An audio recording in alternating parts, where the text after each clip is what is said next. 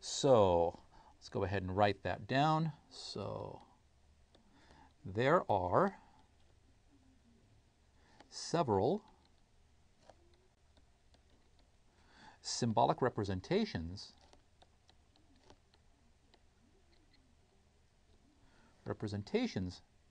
for Green's theorem. Green's theorem. Okay, I'm going to present you with two of them. So I will present, excuse me, two of them.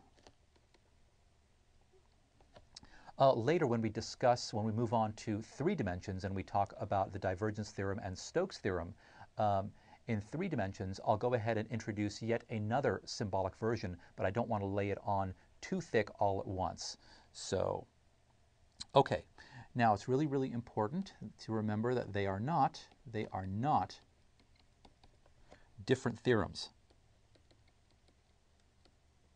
They are not different theorems. Just different ways of writing the same theorem. Just different ways of writing the same theorem.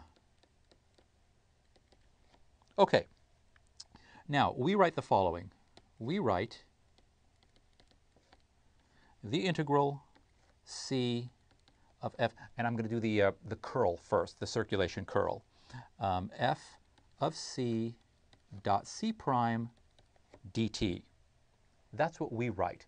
It's what we've been writing. It's the definition of the line integral is what it is. And I like it because when you're given a particular parameterization for a curve, this parameter, we choose the letter t, the parameter actually shows up in the integral. It's saying take the vector, form the composite function, dot it with a tangent vector, that's your integrand, and integrate it from beginning to end of the parameter. That's it. It's very, very basic. It's very straightforward. There's nothing here that is hidden. What you'll see is this. One of the things that you'll see. You'll see this particular version, the integral of c of f of, let me actually, should I, that's fine. I'll go ahead and leave it as it was. F of c dot c prime dt. Okay, what you'll see is f of c dot u, this other vector, ds. Now, this is the same thing. Let me show you how we get this from this. Okay, I'm going to draw a portion of a closed curve. So it'll be like right like that. So this is f, and we said this is our c, and we also have our normal vector. So this is n, this is c prime, this is f of c just like before, this is c of t. We're traversing it in this direction. Now, here's the thing. Remember when we said that in general the tangent vector and the normal vector are not unit vectors? Remember I had that word component in quotes because we're not dealing with unit vectors? Well, as it turns out, we can form a unit vector in the direction of c prime, and that's exactly what u is. So let's go ahead and work this out. U is equal to the tangent vector c prime divided by its norm. And when we take a vector and divide it by its norm, we're creating a unit vector in that direction. So u is actually the unit vector for c prime. That's all it is. A unit vector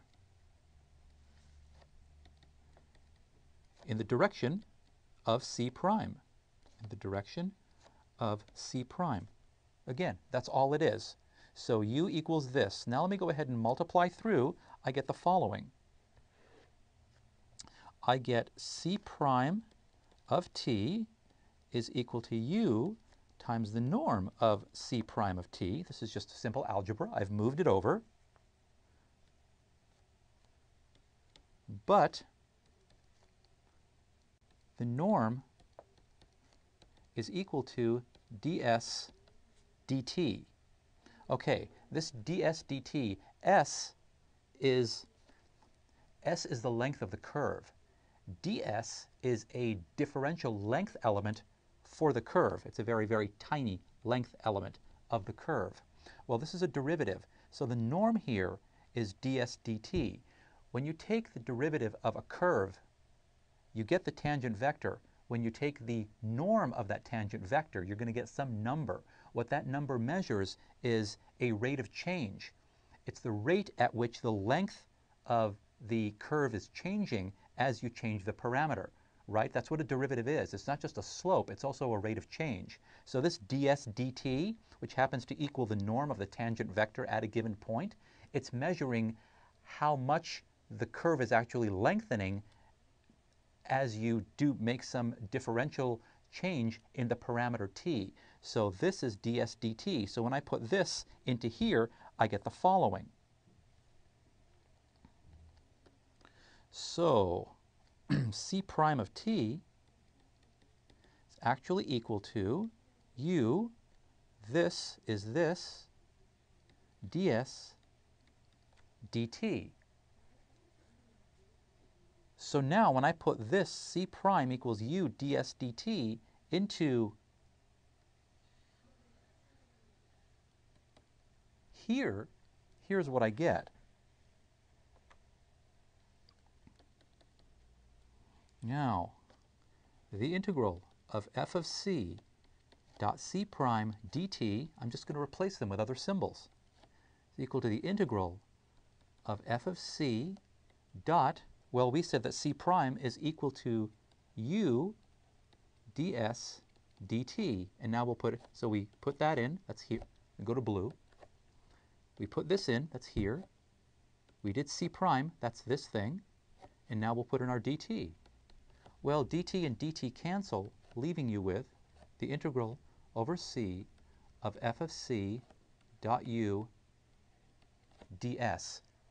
It's a way of actually expressing the circulation integral, the line integral, the definition of a line integral using unit vector notation. And instead of the parameter t, which comes from the parameterization of the curve, what you're doing is you're using this differential length element of the curve itself. You're using the length of the curve to parameterize. That's what this is. That's all this is. It's just a different way of writing it using unit vector notation and a differential length element as opposed to the actual parameter. I personally prefer this because I like to see the parameter in my definition of a line integral. When I'm doing the line integral, I don't care for this very much. It's a little obscure. This, everything is exactly where it needs to be. This u needs to be a unit vector. Well, in order to use a unit vector, I have to take my vector, which is c prime, and I have to divide by its norm. It's just an extra step that's unnecessary. Again, this is mostly symbolic. This actually tells me what to do. Take this, dot these two, and integrate. But you'll see it like that. So there you go. That's it. So you'll see the following. So you'll see the let me write this a little bit better here.